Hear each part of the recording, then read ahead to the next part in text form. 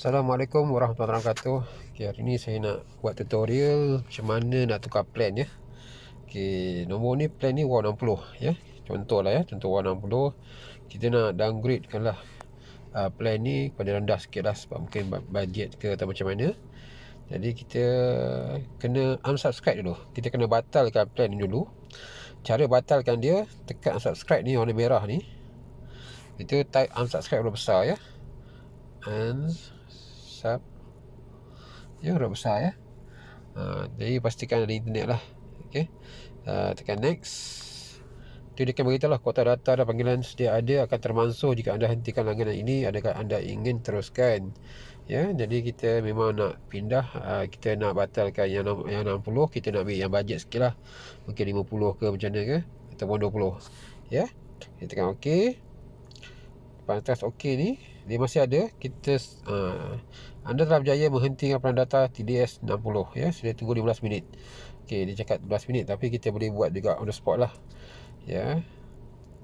Jadi sekarang dah hilang lah ya. Yang TDS 60 tu dah hilang ya. Wow 60 tu dah hilang. Jadi kita nak ambil plan yang rendah lah. Mungkin kita nak ambil, katakan plan 35 lah kan. Kita subscribe now. Sekejap.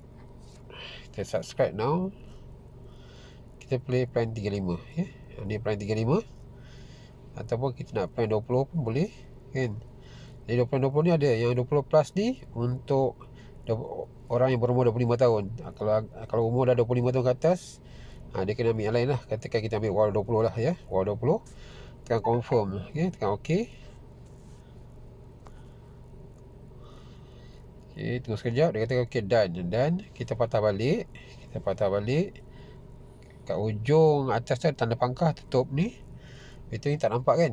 Kita sentuh skrin, tolak ke bawah ya. Sentuh skrin, tolak bawah, dia akan refresh ya. Dia akan refresh. Jangan nampak wow 20 ya. Wow 20.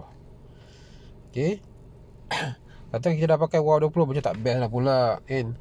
Kita nak tukar lagi ya. Nak tukar lagi, pastikan kredit kita ada ya. Macam saya ni ada banyak lah, RM721 kredit handphone. Okay. Jadi anda kena pastikan kredit anda cukup. Jadi nak tukar lah wow 20 ni, nak ambil balik wow 60 katakan dah pakai-pakai, rasa macam tak best, nak wow 60 juga, bajet dah ada, dah cukup bajet. Okay, kita pergi kita unsubscribe sekali lagi. Tekan unsubscribe.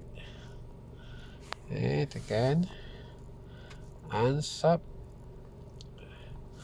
Tekan next. Okay, tekan OK.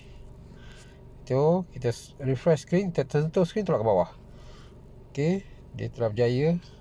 Yang 20 tadi pun dah habis ya. 20 tadi pun dah habis. Alright. Okay. Terus sekarang ni kita nak, okay, sekejap ya. Sekarang ni kita nak subscribe balik yang 60. Okay, nak ambil balik 60 ya. Tekan OK. Okay, kita done ya. Macam itulah. Dia tak boleh plan, dia tak boleh dua dalam satu ya. Dia kena batal plan lama, kita ambil plan baru. Macam ni. Dan kredit pun dah tolak dah ya. Daripada 700 lebih tadi dah tolak dah ya. Macam tu. Okay, harap semua faham ya. Assalamualaikum warahmatullahi wabarakatuh.